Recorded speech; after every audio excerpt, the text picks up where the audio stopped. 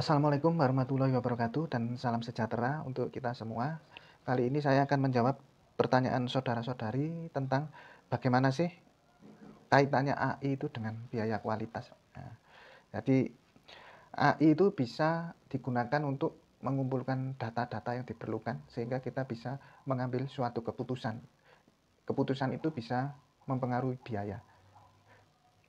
Contohnya, dengan teknologi AI, ya, Anda bisa menggunakan chatbot. Ya. Jadi chatbot ini untuk layanan pelanggan, ya, itu tidak harus merekrut pegawai, ya, tapi chatbot tadi yang menjawab pertanyaan secara otomatis. Ya. Kemudian perangkat lunak atau software yang dimiliki perusahaan Anda, ya, itu bisa menampilkan riwayat penjualan. Kemudian selain riwayat penjualan juga bisa menampilkan demografi pelanggan. Apa sih maksudnya?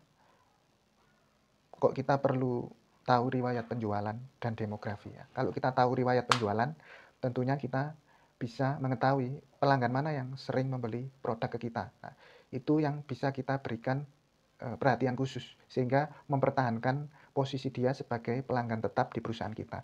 Jadi kita bisa memiliki upaya untuk mempertahankan pelanggan yang sudah ada daripada mencari pelanggan baru yang tentunya biayanya lebih ekstra dibandingkan mempertahankan. Itu kita bisa memberikan treatment ya, misalkan kalau pelanggan yang sering menggunakan produk kita berikan hadiah waktu ulang tahun. Nah, itu salah satu contohnya. Kemudian produknya yang sering diminati apa oleh pelanggan yang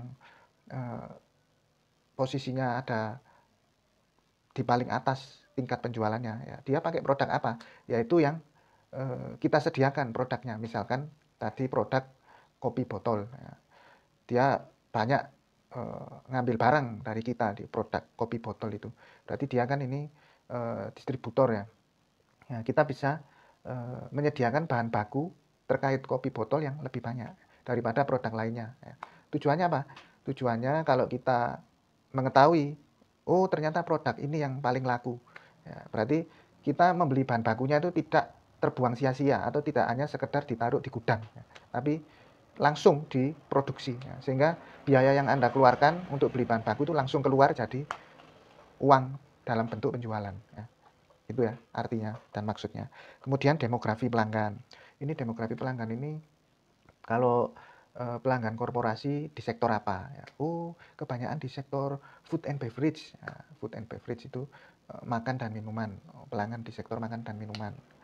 Nah, jadi kita memberikan iklannya ya di kalangan mereka. Ya. Jadi tidak bias. Ya.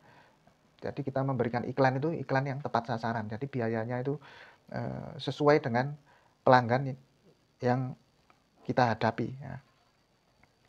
Kemudian selain itu juga bisa untuk rekrutmen pegawai. Ya. Yaitu fungsinya AI terkait dengan biaya kualitas.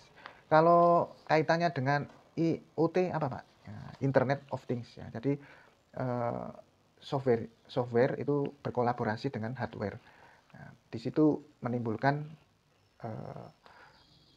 hasil yang diinginkan oleh perusahaan. Contohnya, misalkan dalam kapasitas tertentu ada lampu indikator. Nah, kalau lampu indikatornya merah, ya ini berarti sudah di atas kapasitas. Jadi kita harus mengambil tindakan ya supaya lampunya tidak berwarna merah, melainkan berwarna hijau. Nah, itu proses monitoring, itu salah satu contohnya. Jadi antara database di perusahaan yang senantiasa berjalan itu berlaku real time, ya. Angkanya terus bertambah, ya. Supaya tidak lalai, ya. Itu dikaitkan dengan sensor. Ya. Jadi antara database itu dikaitkan dengan sensor, jadi lampunya bisa merah. Nah, itu salah satu contoh IoT. Ya. Jadi dikawinkan antara hardware dan software itu. Ada perangkat lain yang mendukung, ya, ada sensornya. Itu salah satu contohnya. Ada juga IoT yang bisa membaca kondisi mobil. Mobilnya, oh kerusakannya di sini, bagian ini tidak optimal. Ya, itu salah satu contohnya. Demikian yang bisa saya sampaikan. Terima kasih. Jika ada pertanyaan bisa japri. Wassalamualaikum warahmatullahi wabarakatuh dan salam sejahtera untuk kita semua.